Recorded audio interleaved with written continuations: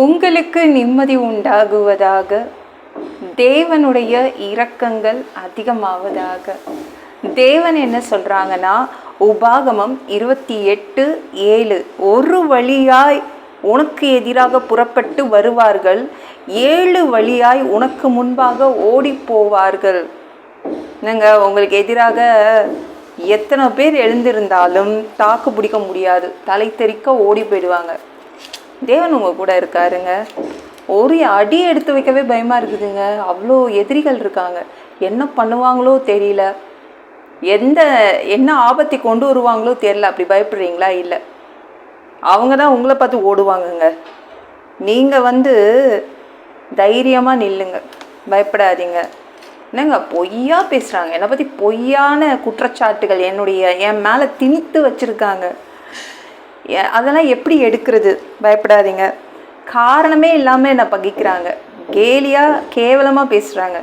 அந்த பேச்சை கேட்டாலே பயமாக இருக்குது. இப்படிலாம் பேச முடியுமான்னு கேவலமாக பேசுகிறாங்க. பயப்படாதீங்க. நீங்கள் யாருன்னு தெரியாமல் வந்துட்டாங்க. தேவனுடைய பிள்ளைங்க, தேவன் உங்கள் கூட இருக்காருன்னு தெரிஞ்சால் இனிமேல் வச்சுக்க மாட்டாங்கங்க. நீங்கள் பயப்பட வேண்டிய அவசியம் இல்லை. உங்களுக்கு முன்னாடி ஒருத்தங்க இருக்காங்களே, எதிர்த்து நிற்கிறாங்க பார்த்தீங்களா, அவங்க தான் இனிமேல் பயந்து ஓடுவாங்க. உங்ககிட்ட இனிமேல் வச்சுக்க மாட்டாங்க. ஏன்னா நீங்கள் தேவனுடைய பிள்ளைங்கன்னு அவங்களுக்கு தெரிஞ்சிருச்சு. இனிமேல் உங்ககிட்ட வச்சுக்க மாட்டாங்க. உங்களுக்கு எவ்வளோ எதிரிகள் இருக்காங்க? ஒரு 10 பேர் இருப்பாங்களா? இல்லைங்க, எல்லாருமே எனக்கு எதிரிங்களாக தான் இருக்காங்க. அப்போனா நீங்கள் தேவனோடு நெருங்கி நிற்கிறீங்கன்னு அர்த்தம். நீங்கள் இயேசுவோடு நெருங்க என்ன ஆகும்னா, அதிகமான எதிரிகள் நமக்கு முன்னாடி நிற்பாங்க. ஏன்னா பிசாசுக்கு நம்மளை பிடிக்காமல் போயிடும்.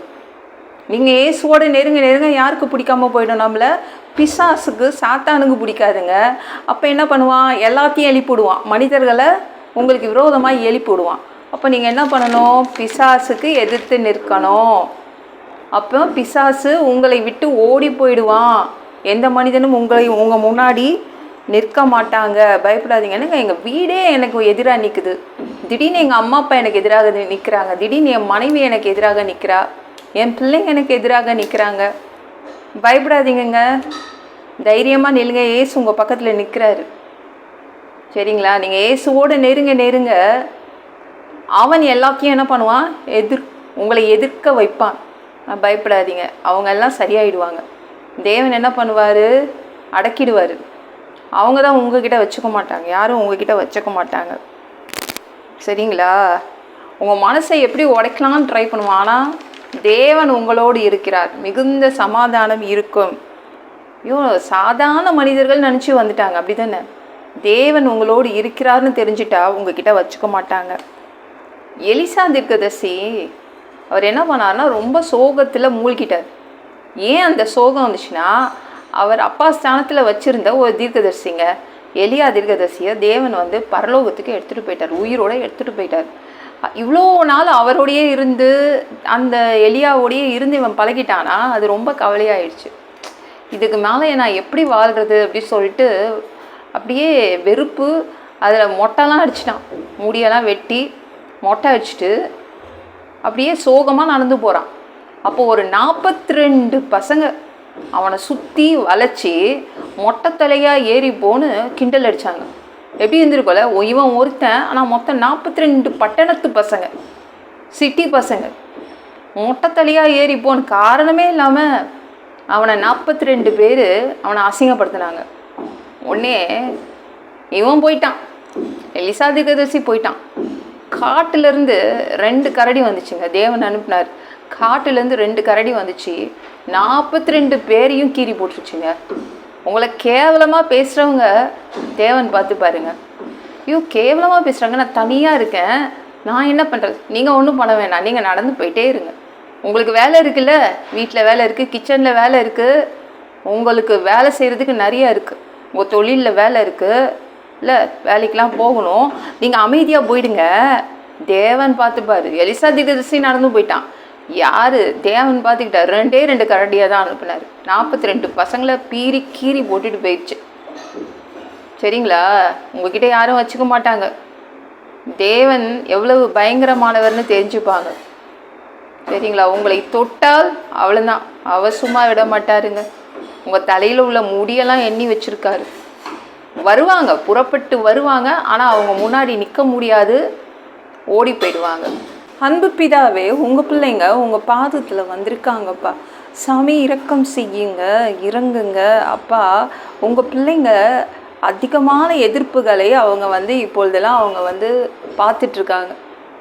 ஆனால் அவங்க இனிமேல் பயப்பட வேண்டிய அவசியம் இல்லை. உங்கள் பிள்ளைங்களுக்கு முன்னாடி எதிர்த்து நிற்கிறவங்க ஓடி போயிடுவாங்க. உங்கள் பிள்ளைங்ககிட்ட யாரும் வச்சுக்க மாட்டாங்க. நீங்கள் அவங்களோடு இருக்கிறீங்க. நன்றி அப்பா. எல்லாம் பொல்லாத பிசாசுகள், ஏவல்கள், மந்திரங்கள், தற்கொலை ஆவிகள், பயத்தின் ஆவிகள், பலவீனப்படுத்துகின்ற ஆவிகள் எல்லாம் இயேசு என்ற பெயரினை கொண்டு துரத்துகிறேன். ஓடிப்போ. உங்கள் பிள்ளைங்களை இரத்த கோட்டிக்குள் மறைச்சிக்கோங்க. பரிசுத்த ஆவியால் நிரப்புங்க. ஞானஸ்நானம் எடுக்கணும். ரட்சிப்பீராக. இயேசுவின் காயப்பட்ட தழும்புகளால் எல்லா வியாதிகளும், எல்லா பலவீனங்களும், கேன்சர் போன்ற வியாதிகளும் சரியாகுவதாக. மரணப்படுக்கைகள் சரியாகுவதாக. பரம்பரை வியாதிகள் சரியாகுவதாக. மனிதனாக பிறந்தா ஜீவ புஸ்தகத்தில் பேர் இருக்கணும். அப்படி இல்லைன்னா அந்த மனிதனை பிடிச்சி நரகத்தில் தள்ளிடுவீங்க. தீ எரிகிற இடத்துல எப்படி போய் வாழ்கிறதுப்பா? பரலோகத்துக்கு வர்றதுக்கு ஆசைப்படுறோம். அடித்து உதச்சி திருத்தி பரலோகத்துக்கே அனுப்பிடுங்கப்பா. கழுவப்படாத பாவங்கள் இருந்தால் உங்கள் ரத்தத்தை கொண்டு நல்லா கழுவி பரலோகத்துக்கே அனுப்பிடுங்கப்பா. எந்த ஒரு இமை பொழுது நீங்கள் வருவீங்கன்னு இயேசுவை வணங்கி காத்துட்ருக்கோம். பரிசுத்தமாக வாழ்ந்து காத்துட்ருக்கோம். அந்த ஒரு இமை பொழுதில் உங்களுக்கு ஒப்பான ஒரு உடம்பு எங்களுக்கு கொடுக்கப்படும். அதை பெற்றுக்கொண்டு மத்திய வானத்தில் உங்களை சந்திக்க வருவோம். அந்த தருணத்தை இழந்துடக்கூடாதுப்பா. ப்ளீஸ்ப்பா, பரிசுத்தமாக எங்களை வச்சுக்கோங்க. 7 வருடம் ஆந்தி கிறிஸ்து ஆட்சியில் விட்டுட்டு போயிடாதீங்கப்பா. பிசாசு நடத்தும் ஆட்சியிலலாம் விட்டுட்டு போயிடாதீங்கப்பா. 3வது தடவை கூட இந்த பூமியின் சொந்தக்காரராக, ஓனராக வருவீங்க. 1000 வருடம் இங்கே தங்குவீங்க, இங்கே ஆட்சி செய்வீங்க. அந்த காலத்தையும் நாங்கள் பார்க்கணும்ப்பா. எல்லாவற்றையும் ஒப்பு கொடுக்குறேன். இயேசுவின் மூலம் ஜெபம் கேளும் பிதாவே. ஆமென். நாளைக்கு பார்க்கலாம்.